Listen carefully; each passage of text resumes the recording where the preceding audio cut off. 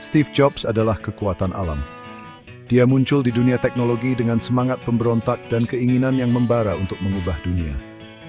Dari awal yang sederhana di garasi orang tuanya, tempat Apple Computer Co. berdiri, Jobs memiliki visi. Dia melihat masa depan di mana komputer bukan hanya untuk insinyur dan penghobi. Dia percaya komputer bisa diakses oleh semua orang. Apple II yang diluncurkan pada tahun 1977 adalah bukti dari visi ini. Itu adalah komputer pribadi yang mudah digunakan, desainnya elegan, dan benar-benar revolusioner pada masanya. Namun kesuksesan awal Jobs disertai dengan gaya manajemen yang keras. Dia banyak menuntut, seringkali mendorong timnya hingga batas kemampuan mereka. Perfeksionismenya melegenda. Dia tahu apa yang dia inginkan dan bagaimana dia menginginkannya. Intensitas ini meskipun terkadang kasar juga merupakan kekuatan pendorong di balik inovasi awal Apple. Ini mendorong budaya unggul dan mendorong batas-batas dari apa yang mungkin. Macintosh, yang diluncurkan pada tahun 1984, adalah tonggak sejarah lainnya. Macintosh memperkenalkan dunia pada antarmuka pengguna grafis dan mouse, mengubah cara kita berinteraksi dengan komputer selamanya. Tapi waktu Jobs di Apple bukannya tanpa tantangan. Gaya konfrontatif dan perebutan kekuasaan di dalam perusahaan menyebabkan pemecatannya pada tahun 1945. Namun, kemunduran ini terbukti menjadi titik balik yang mengakhiri periode pertumbuhan pribadi dan profesional yang luar biasa. Kepergian Jobs dari Apple membawanya ke Next, sebuah perusahaan komputer yang ia dirikan yang berfokus pada workstation kelas atas.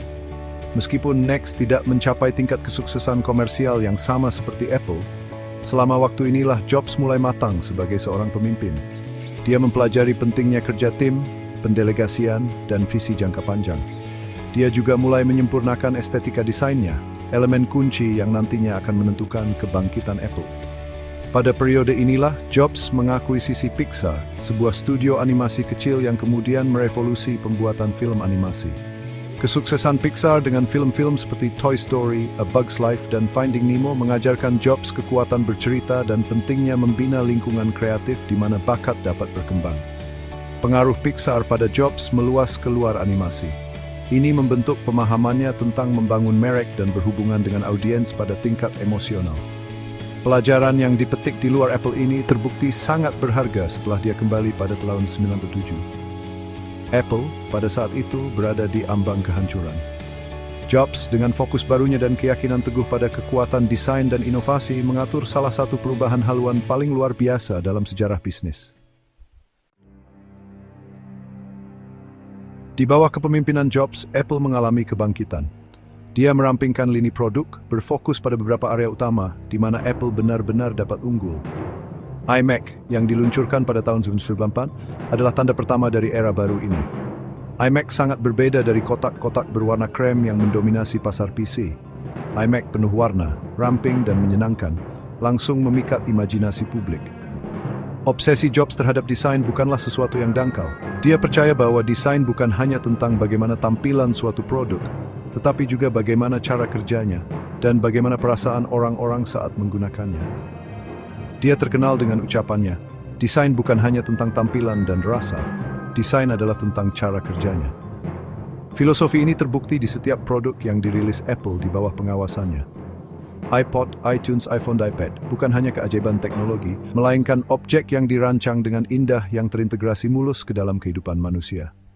Fokus Jobs pada kesederhanaan, keanggunan, dan pengalaman pengguna merevolusi seluruh industri, mulai dari musik hingga ponsel hingga komputasi.